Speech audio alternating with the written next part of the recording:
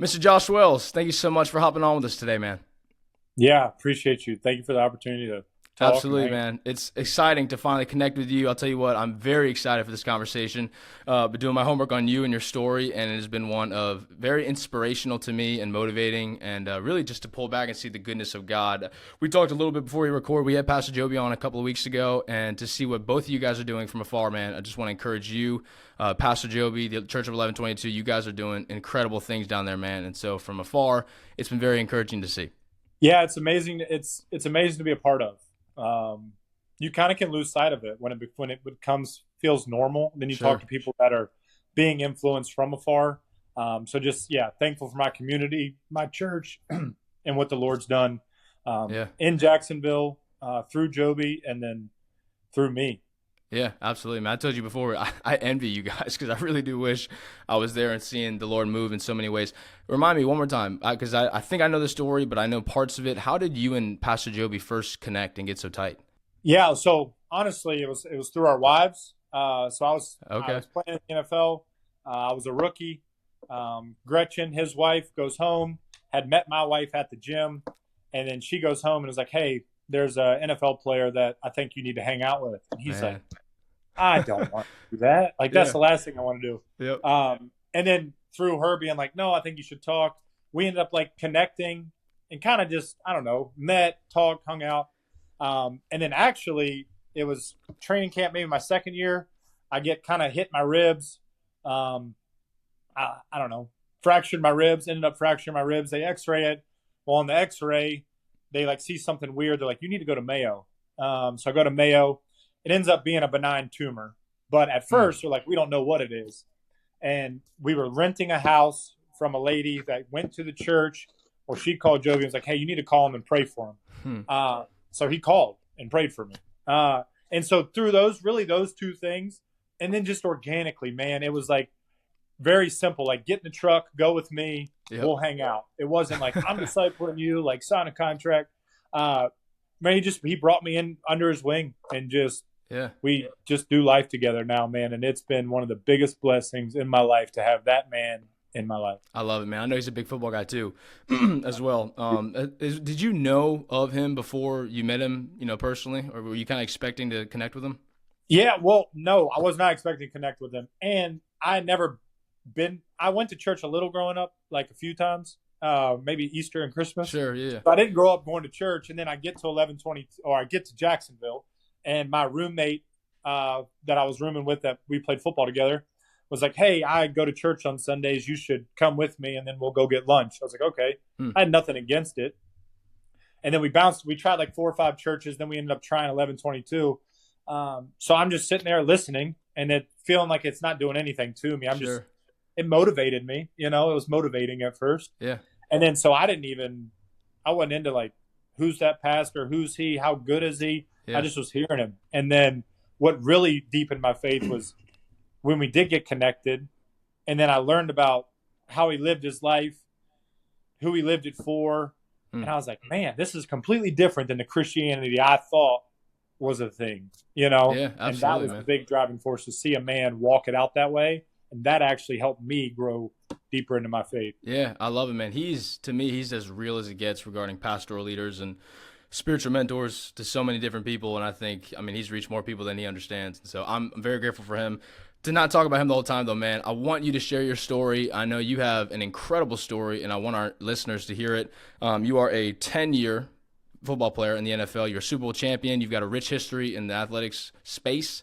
And so would love for you to share your story kind of on the practical side of football and then also the spiritual side. Our goal here is to emphasize how God is using anything and everything to shape and prune the person we become. And so as we kind of look back on our lives, the 2020 vision, we can kind of see obviously how he's used and molded everything into who we need to become today. And so we'd love for you to share your story football-wise and then kind of integrating that into then how then did that use your life to then find Jesus? I love that you said it that way too with the 2020 vision, because in some of the parts of the story were terrible. Thought it was the Yeah, end. I was just sure. like, this is it. And so looking back, man, it's awesome to go and talk about it. But I grew up in a small town in Virginia, right outside of Richmond, Mechanicsville, Virginia. And sports was a thing. It was Yeah. the thing, Yep. right? Like you play well at sports, man, you're like awesome. You didn't really play sports. It's like you went to the sports to watch the games. And my whole life, I've been pretty good at sports. Everybody's like, oh, he's pretty good. Oh, he's pretty big. Oh, he hits harder. He's strong and all this stuff. And so over time, it starts to get to you a little bit. I mean, you're just like, man, approval feels real nice. Yeah. And all these things. And my parents were wonderful as far as blue collar family, hard work, respect people, stick up to bullies, all those things. We just didn't go to church all the time. But all looking back, man, I had a solid foundation of values, morals growing up in sports. Well, I get to high school, and I'm like, I'm going to go to college to play sports. Well, I get no scholarship, no offers. I played quarterback, funny enough, in high school, and didn't get any scholarship or any offers. And I'm like, well, what now? And then I finally get a walk-on offer to James Madison University. And I was like, I'll do that. And before I left, my dad looked at me and was like, everybody you line up against, I want you to look across the line. And we can afford a little bit. We can use financial aid. We're going to work as hard as we can to keep you there. But that guy across from you has your money. Go take it from him. Like, get a scholarship. You're going to have to. And so I walk on, and I'm I'm going to take his money and take his money. I'm just going after it all. Well, I end up getting a scholarship. So I'm like, oh, that worked, I played 3 years in college under full scholarship. My junior year, they're like, man, you have some potential to play in the NFL. And I was like, then I'm going to do that, Yeah. And then, I have a good junior year, good senior year. The draft comes and goes, and I go undrafted. And I'm like, man, that wasn't the plan either. Now I'm going to go prove them wrong, and I'm going to make the team. Yeah. Everybody's like, undrafted guys, long shot to make the team. Well, I show up in Jacksonville in 2014 and make the active roster as an undrafted guy. And in my mind, I'm like, I did it again. I did it all myself. And, well, halfway through my rookie year, man, I have got more money than I thought I'd ever want or ever need, really. I'm about to be engaged to my now wife. Got a new truck, got a cool apartment, and halfway through my NFL's rookie season of making the team and accomplishing everything I thought I ever wanted, I was miserable. And we talked a little bit about me going to 1122 and my roommate bringing me along. Well, I was sitting there. Joby preaches on Thursday nights too, so in the season we could go on Thursday nights. And he preaches a sermon, man, of like, have you ever climbed up the ladder and made it all the way to the top just to look over and be like, I'm against the wrong wall? And that is my testimony. I was against the wrong wall at the top of the ladder of what I thought was the right wall. I'd done everything that I'd proved everybody wrong. I'd done everything. And then this idea of, man, I think I've done all this for nothing. And so that's really leads up to when I would say, like, I surrendered, but it wasn't until my preseason game, my second year, I kind of wrestle with that through the season. Then the off season comes around and there's not as many trials and you kind of get comfortable again. Yeah. And then I go into my second season, and training camp is the wilderness. It is preparation. It is hard. It is rough. I mean, it's everything. And that brings you close to the Lord. In my second preseason game, my second year, guy shares his testimony in chapel the night before the preseason game. And something happened to me sitting in the chair. I had heard the stuff. I had been wrestling with it. And he simply shared his testimony like I am. It wasn't this crazy preacher. It wasn't this crazy event. And I was like, man, that's it. That's what I've been missing my entire life. And then fast forward just 24 hours later, and I'm on kickoff return. Guy comes down. I have a season-ending injury, and I go on injury reserve for the rest of the year. So that's kind of childhood to surrender right there. Yeah, I got so many questions for you here, Brian, but real quickly, you said something to the point of the Thursday night service with Pastor Joby. Said you're running against the wrong wall. And I think a lot of people, we struggle with this reality because, when we first come to be Christians and we're told to, like, surrender everything, I think sometimes we could take that as you have to just completely put away everything else and don't even try it anymore. Just like let God kind of put it in front of you and like wait almost in the waiting room without actually doing any action or anything. What's the balance there, Josh? Because I'm sure, I mean, in that moment you weren't like, I'm going to just stop being an NFL player, you know? And so what does surrender practically look like to understand that, yes, I'm actually giving my life to something greater while also still being faithful in what I'm doing now? Yeah. I think being faithful with where I am, like to a football example, if you're on practice squad, be the best practice squad player there is for the glory of God. And that's not saying that they don't want to make the active roster. If you're doing a podcast, be the best podcaster there is and being faithful with this podcast. Like, would it be cool to have a huge following? Sure. But unto the glory of God, and let him handle all that other stuff. So I think practically it is being faithful with where I am and not getting so caught up in looking ahead and, well, this hasn't, because honestly, there hasn't been a big moment where it's like, oh, that was a big change in 24 hours. I didn't get to where I was in 24 hours. So who knows long, like sanctification, who knows how long it's going to take, but then you look back in 2020 vision, you're like, wow, it was really just the small steps and consistency. So keep taking small steps, be consistent, and be faithful with wherever you're sitting in a classroom. Be the best student there can be unto the glory of God, you know? Yeah, I love that. I think a lot of people, it's like a yes, no kind of thing, one or the other. And I think it's you could very faithfully say both and, like, yes, of course, I'm being faithful to what God's called me to do. And you know what? I'm working my tail off at training camp, and I'm being a really good businessman, like all those kind of things. And you can totally honor God in that through that wrestle. I want to get back to your injury in a second here, but I know your career, the trajectory in itself was full of injuries, full of things, upside down stories that you never would have thought. And then really, as you kind of talk through this, how does faith integrate into a 10-year career of getting traded, moving cities, getting hurt? Like, how in the world does all this come together? Man, that's a good question.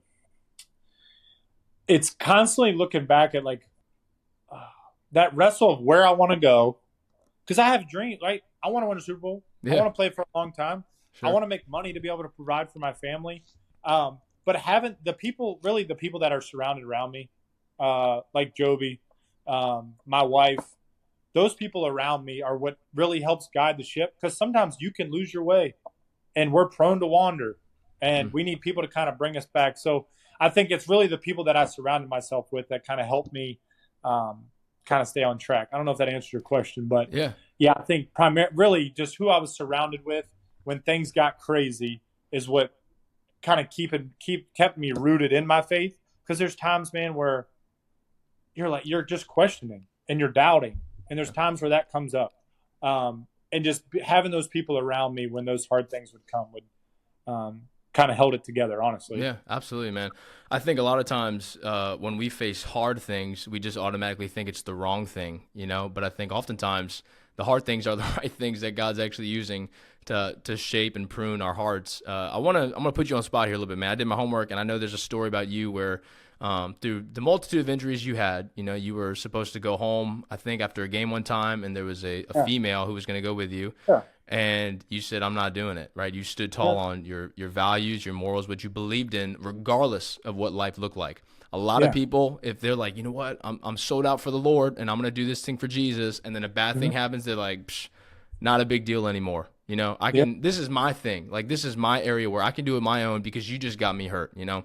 Speak here for a second, man. Just the importance of being faithful, not only to what you've said you've done from the beginning, but understanding that there's something greater going on, even when life may not seem to be going your way. Yeah, it's like, who does he want me to become? Like, everybody talks about integrity as doing the right thing when no one's looking. Sometimes I think it's harder to do the right thing when everybody's looking. Yeah, like, when I'm sitting on a plane after I got hurt on Christmas night, my wife's in Virginia with family. I tear my patella on Sunday Night Football, take a 5-hour flight back home. I had taken medicine to make my knee not hurt so much. And maybe I could have found another way around it, but they were like, hey, this trainer's going to take you home, get you situated, and get you comfortable in bed. I was like, no, she's not, man. Like, I don't. And it's like, at that point, it's very easy to go, well, the trainer said it's okay. And like, you know, she's not, whatever, it's fine. And look, all this is biblical, but it comes, Joby, like, not to keep talking about him. He's like, this is the boundary that I have. And I had spent a lot of time close proximity to him, knowing he's following after the Lord in a certain way, in the way that I want to go. And he had said it to me in a conversation that I don't allow myself to be alone with any woman ever. And I'm like, that's a good boundary to have.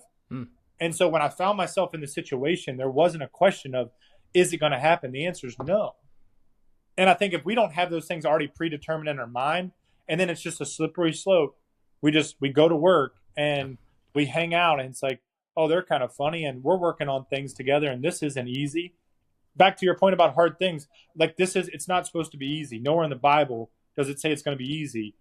It's suffering produces endurance, character, hope, and count it all joy when you face trials of many kinds. And honestly, I can look back at the hard decisions and the hard times and be like, man, like I was frustrated at times, but in the frustration, everybody wants to be resilient, but not everybody wants to be frustrated. Like in the frustration of like wrestling and just continue to make the right decisions to follow after him, you know? So a little bit of that, man. I just get so like, people don't want to go through hard things, but you're going to go through hard things. And then people fall to the patterns of this world. And man, there's a tendency, everything in me of like, man, I want to do that. But the more I fight against it, the more I realize I'm in a fight, the better I am at fighting.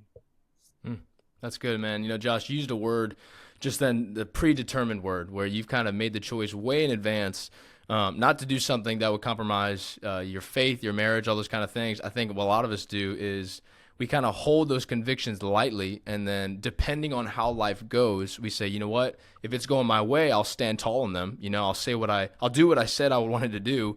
But the moment something slips up, it's like everything's off the table now. And I think, at the end of the day, it's a lack of understanding that our belief and trust in God is not rooted in life circumstances. You know, it's completely always 10 out of 10 in who he is, what he's promised, what he's done on the cross. And like, if that is the focal point, I think that changes everything about how we live today.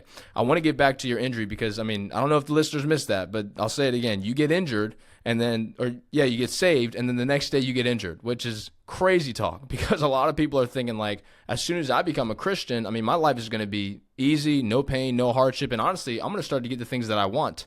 Josh, how in the world, do you get through a season of life like that? And what did you learn about God's character? See, I think back to my story when growing up, it was like, put your head down, go to work, do the right thing, be respectful, all that stuff. And now it's super cool, man, like how God used all of that and chose perfect parents for me to get me to where I was. Because then I faced an injury like that, and I surrendered my life. And I obviously, it was brand new. It was not even 24 hours old. But all those things that were planted in me when I was young of go to work, put your head down, find a way through. Now I get hurt the next day. And yes, I'm frustrated. I'm mad. I'm disappointed. I don't know, all the feelings, all the negative feelings. Yeah. But then all that stuff that's been ingrained in my head that are good things. Now I was like, all right, you want to come on, let's go. The whole fight or flight thing, I err on the side of the fight side. So I'm like, let's do it then. That's fine. How can I get back from this injury? How can I continue to get stronger? And then before I knew much about my faith, I was like, let me get good at this. I'm just going to learn as much as I can. I'm going to listen to as much stuff as I can. Yep. And then I just dove in, man. And it gave me, your podcast, Pruned.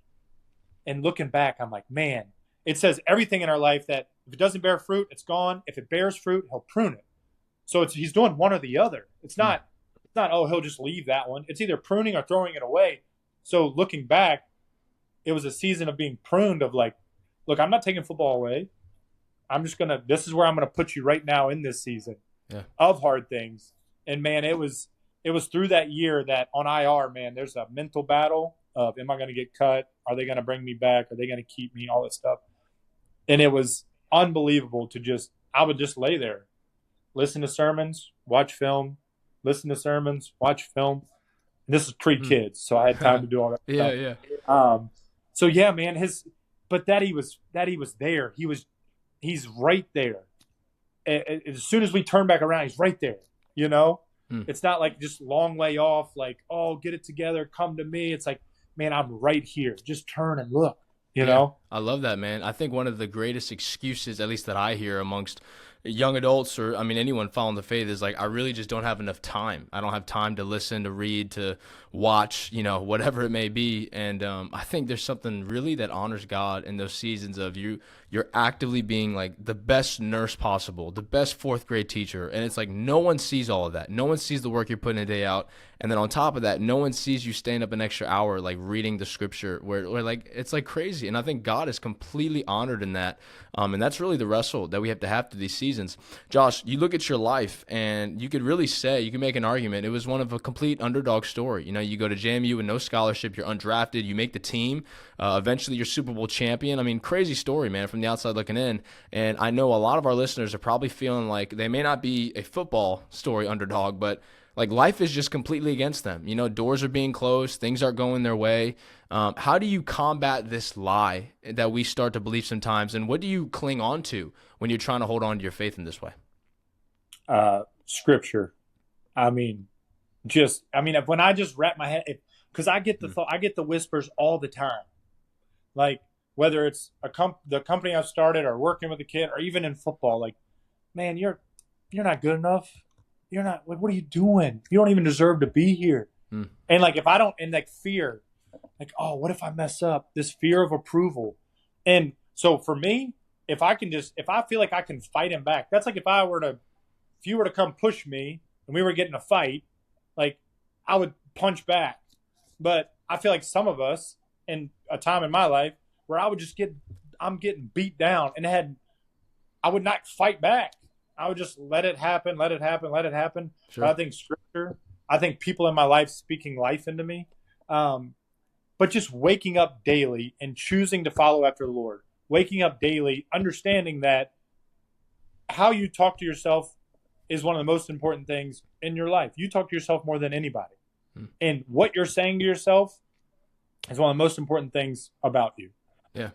And it can't just be, oh, I'm good, I'm strong, I'm going to have a great day.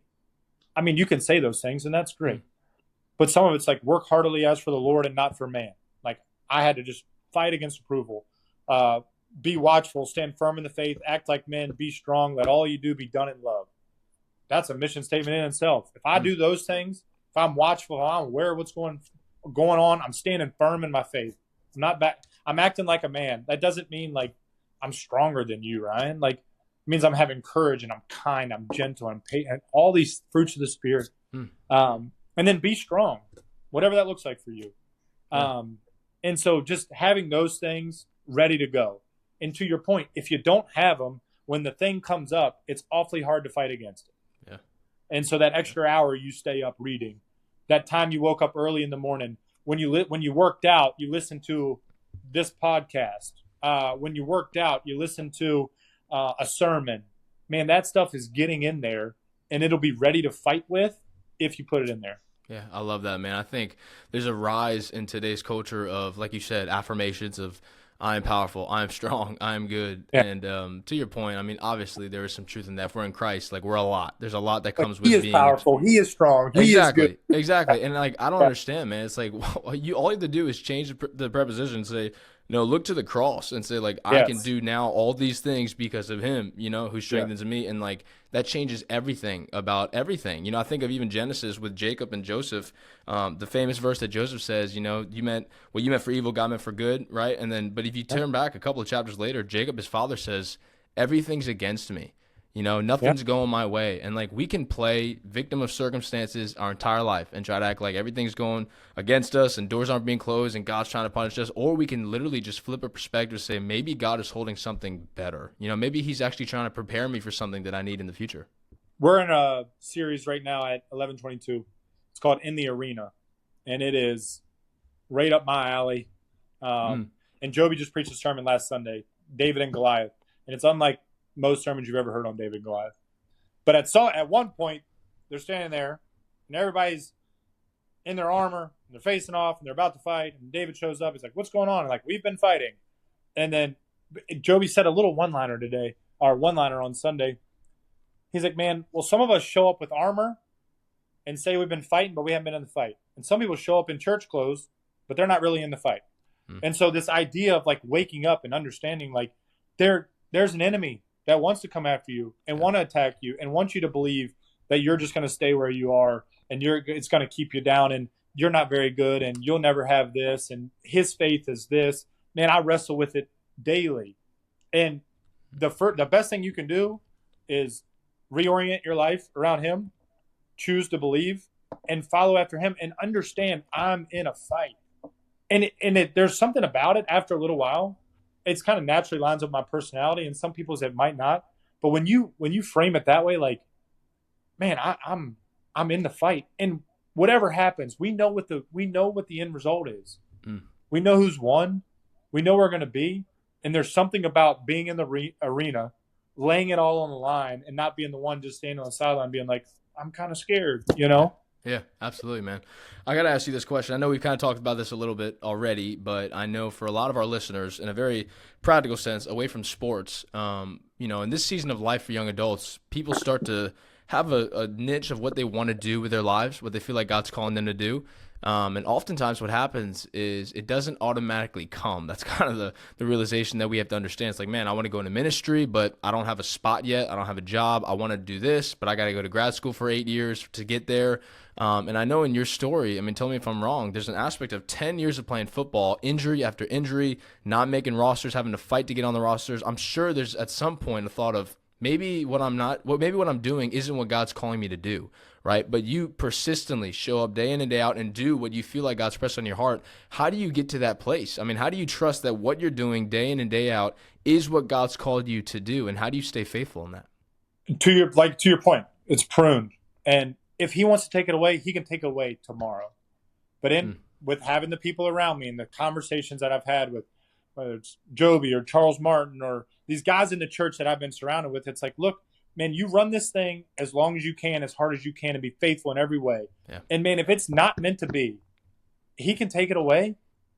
And I think you need to have honest people in your life that can look at you and be like, hey, man, I don't think this is it. Out of a lot that people that care more about you than what you think about them, people that will speak to you, even though you might be a little mad at them, but it's out of them loving you and caring about you. And I'm not saying that's all your friends. Sure. There's a few that you've predetermined that can speak this into your life. So I think wise counsel around you, prayer. But, man, go. Like, you got to pray about it, you got to guess, and you got to go. And if it's not meant to be, I truly believe that door will be closed and it will direct you somewhere else. Yeah, I love that, man. As you say that, I told you I played college baseball here at Liberty, and I remember probably my last year playing, there was a guy on the team that probably 2 years before I got there has really gotten to his faith and really was following Jesus well, and his last season came around, and he's trying to figure out what he wants to do, whether that's like draft, kind of play beyond college or what he wants to go and all these kind of things. And he got to a place where he was just like, it was incredible. I've never seen anything like, he's like, I don't care what happens on the field. I don't care how good I play, how bad I play. I'm going to just focus on leading this team Bible study like as much as I can. And this is coming from like the captain of the team, like crazy talk. And so like from a lot of guys that aren't following Jesus, they're looking at you like your priorities are completely out of whack. I mean, you don't know what you're giving up here. I mean, it's going to cost you. And I remember him saying, man, like the cost to following Jesus, if you don't follow him, is so much greater, if you let go of everything else. And it's really encouraging for me, man, as I'm sure you've seen it too within the NFL, like people who stand up for their faith, regardless of how their career is going, I think they understand that there's something greater to fight for. Yeah, my prayers, funny enough, very similar. First 6 years. So this is like 4 years into surrendering my life. The first 6 years of my career, 4 of them post-surrender were, dear God, like help me stay healthy, help me have a good practice, help me to make the team, help me to play well. And there was this switch from 6 to 7. I got released from the Jaguars, picked up in Tampa. This real hinge point in my career of, I don't know how much I want to do this. My wife's pregnant. I'm having to leave town. It's crazy. And my prayers shifted to, God, what do you want me to learn today? Open up a conversation with this guy. I pray for an opportunity to glorify you today. Not be the backup, not just an opportunity to glorify you, whatever that is. I pray that when that opportunity comes, I roll through that door. I pray to have a conversation with Ryan, Tristan, Allie, Alex, guys that I played with. I pray that opportunity comes up. Man, and when my eyes shifted off of me and my performance and then what I could do to glorify him. And this might not always be the case with everybody, but I know in my story that that's what I started doing. And I played so much more free. Yeah. I just was like, man, he's going to allow me to play as long as he wants me to, so I can have these conversations, so I can glorify him. And when that's over, when the conversations are done and it's no longer useful, then that'll take that thing from me. But in the meantime, rather than being so fixated on myself, take my eyes off myself, put my eyes on him, and then how can I impact these people? Man, it just gave me a whole new perspective. It took the pressure off. There was still pressure, but it took this pressure that I put on myself to perform a certain way of practice. I was like, I'm going into the building with a purpose. I'm not going into the building with, I've got to perform, because everybody's putting their finger down on you, being like, perform. Absolutely. You know, and when I took the power back from them, took the keys back on that, been like, give the keys to the Lord, like, hey, I'll walk this purpose out, this plan thing. You let me do as well as, you know? Yeah, it's absolutely. still preparing and still working, right? Like, I'm still studying and watching film and training hard and doing all those things, but my focus was just shifted.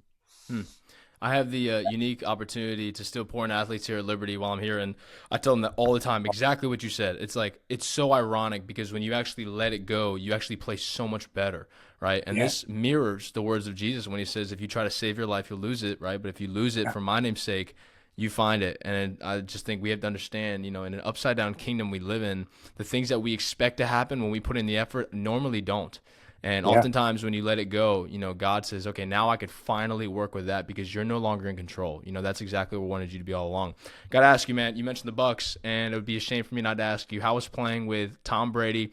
What are some of the lessons maybe you learned from him? And then kind of a weird question here. I don't know if you've been asked this one before, but as you looked at his life and the way he went about his business, obviously you had a Christian perspective going into the stadium every day. What was different about you two? Yeah, so I guess starting at the beginning, he led in a different way, man. He gave I was there with him for 3 seasons. He gave 3 speeches. 2 were at practice and 1 was before the Super Bowl. That's it. And everyone would think it was like a talk every day. I mean, he could have, and everybody would have listened. But he led by example, came in the first day and introduced himself to the guys in the locker room. Hey, I'm Tom. Nice to meet you. And I was like, I watched you my whole life. I know you are. Like, I know who you are. Yeah, I mean, stuff like that. But then I always say this, about leadership, man. When he walked in the first team meeting, like if he jumped on this podcast, like probably just like, okay, like we're here, you know? Yeah. It just, the bar went way up here. But because he was in the room, I felt more confident I could reach the bar. So now I ask myself, when I walk into the room, what happens? When I walk into my home with my wife and kids, what happens? Do I raise the bar? Do I lower the bar? And do they feel peace when I walk in the door? Do they feel anxious when I walk in the door? Like something happens when you walk in the room, and you have to identify what that is and identify the why. But then are people more, when I come running onto the field, or my teammates like, yes, he's coming, or oh no, he's not, you know? Yeah. So that's, I think, a leadership example from him. But like his speeches, man, to the point, direct, cared more about you than what you thought about him. Hey, I think you need to work on this and take some time to do it. You have about a week. And if you can't get better at it, we can't use you. Like, you won't be here. Okay. Like, to the point, direct, man. Yep. But yeah, what's different? I don't know. Football, I think he keeps his life very separated. Personal life, obviously, the fame he has and all that stuff. So I can't really speak on what his relationship with the Lord or is like outside of sports. I just know, man, when I would focus on myself and going in and, man, this like looking for opportunities to just connect with people and build relationships with people and be like, talk about, honestly, just having a conversation about his kids. Hey, man, how are they? How are you? How's it being a dad when you're Tom Brady? You know? And just to know the realness of him, that these people get, even people might listen to this podcast and be like, he played 10 years in the NFL and it's a Super Bowl and I can't relate. Let me tell you, I'm truly a completely normal guy that struggles with a lot of things that a lot of other believers do, whether you're playing college sports or whether there's a lot of things that I don't struggle anymore with through sanctification that you might. But man, all the whispers, I get them. I still am a father and a husband and all those things. So just because this guy is the best football player of all time, just because he's made a ton of money and he has a big house, doesn't mean that he doesn't wrestle with all the things that people publicly know that he wrestles through, and all the stuff that he privately wrestles through. He wrestles through it too. And the big house and the money and the fame can do nothing for any of it. And so that's kind of the wild reality of normalizing. Just because this guy plays professional sports doesn't mean he's some god. For lack of a better word. No, for sure, man. That's a powerful word. I think, when people know that you truly care about them and you're not impressed with them as much as you love them, it does something different. Obviously, we're all impressed by strengths. Like you said, everyone can look on the outside, scroll an Instagram feed and be like, man, that guy is impressive. But we don't connect with people unless it's our weakness. I think that's really where we relate and draw near to people. I think that's where healing happens. Obviously God provides ultimate forgiveness, but I think God's people help in the healing aspect. And I think if we can just draw near to that, man, and draw in together in community, I do think it'll change a lot about the way we live today. I asked this question to everybody here on the podcast, Josh, of what has God most pruned in your heart up to this point, to kind of center on this idea. I mean, obviously you played 10 years in the NFL, you have a Super Bowl ring in your proximity right now. I mean, there's a part of you where, yes, you had the underdog story, but you've also seen, the top side of success and reaching the top when it comes to athletics. How has Jesus changed your story? What do you think he's most taught you and shaped in you over the last couple of years? Oh, man. I think nothing can fully satisfy you except for him. I think, to your point, I won a Super Bowl. It was awesome. It was who I was becoming that was way more important than what I accomplished. I won the Super Bowl and we celebrated. And then I come home, and then the next morning, I think I got home at like 3 in the morning, 2 in the morning. The game was over at like 11. And we went out. And then at 7 a.m., my kids woke me up and were like, hey, let's go to the park. Can we go swing? And I was like, yeah, sure can. And man, the fact that it's the simple things, man. It's the quiet times I like to hunt and fish. It's the quiet times. It's not these huge mountaintop experiences, and they're coming, man. It's the quiet mornings. It's the time with my kids. Obviously, he's pruned me through a bunch of injuries in football. I think he's pruned football. I don't think he took football away and threw it in the fire, because what I'm doing now, like, I'm using everything I've been through, all the pruning that he did. It blows my mind to think that God could have allowed me to play in the NFL. God did allow me to play in the NFL for 10 years and win a Super Bowl, to now be retired. In some places that I get to speak, and kids I get to talk, parents trust me to talk to their kids because I say I can play 10 years in the NFL and win a Super Bowl. Like, that's the main reason they're allowing me in, to have a platform to talk. And now he's pruned it all the way down to every chance you get when you have a conversations to talk about playing football, winning a Super Bowl, it points back to me. It all points back to me.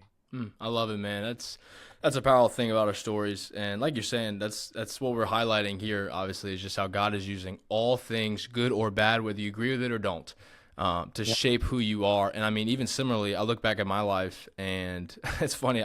You can kind of use this former athlete title to kind of get you in doors that you never think you would have before. And that's not not a boast on my part at all, but it's like, man, I would have never, ever expected my story to go this way. And I think that's just the goodness of the God we serve, man. As we close, Josh, usually here on the show, I ask the guests to share something personal, maybe something that they feel like God is teaching them in this current season of life.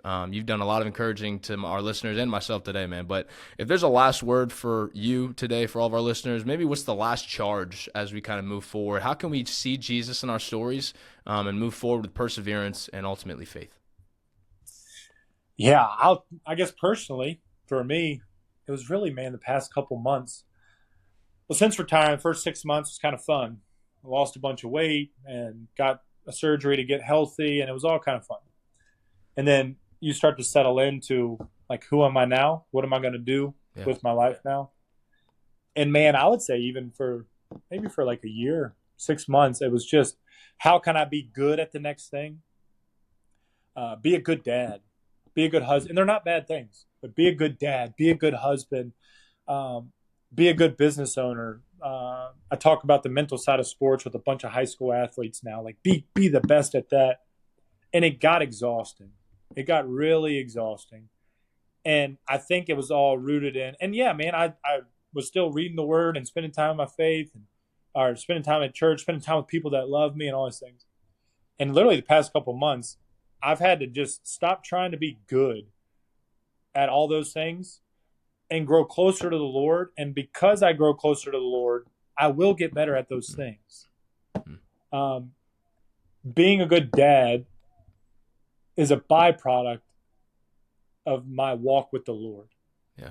Being a good parent, it's the fruit, right? It's peace, joy, gentleness, kindness, goodness, love. I mean, it's like all those things are a byproduct of you walking with the Lord. But when you try to produce these, be good at work, be good at sports on your own, it might work for a little bit.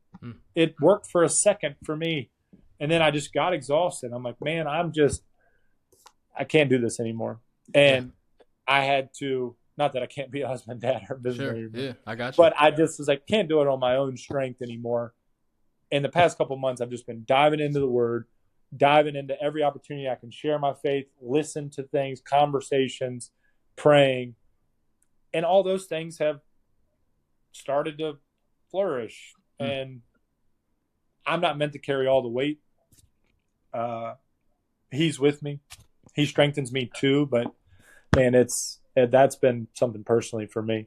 Yeah, man, I love it. We are not the producers of the fruit, right? Ultimately, we are the bearers of the fruit. And I think that's where real surrender lies, is understanding that no matter how hard we try, and I think it's easier for you and I, from because athletic perspective, we're ingrained this idea of producing, achieving. You got to go get it if you want it. And the gospel story is one of completely laying it down and saying, I can't do it. Regardless if you're a man, an athlete, a woman, doesn't matter what gender, what job you have, doesn't matter what it is. Like, the call of Jesus is to say, I can't live this life, and so I surrender to you with my hands lifted high. I love it, Josh. Man, thank you so much for joining us today. Where can our listeners go to learn more about you and then all that you're doing? Yeah, undraftedcoaching.com on the internet, and then you can follow me on Instagram, Josh Wells. I think it's just Josh Wells. You'll find me there, or Undrafted Coaching, either one. Yeah. But yeah, man, like I said, a big shift for me was in Tampa. I got asked the question, how much of sports is mental? And I was like, 90%. And Tom was like, what do you do to work on that? And I was like, nothing, Yeah. And so that along with, and that's all rooted in my faith too. It's discipleship at the heart of it, helping kids. I told them a performance can never give them a purpose, but your purpose can free you up to perform. And that's what we're after. I love it. So yeah, man, that's exciting. And yeah, follow along if you want to know anything more. Yeah, I love it, man. I'll encourage all of our listeners to check out what Josh is doing in so many different ways, to impact so many different lives. But, man, thank you again for joining us. You're becoming quickly a dear friend, and just cannot wait to see how God continues to use you in mighty ways. Yeah. Thank you so much, Ryan. Appreciate your time, man.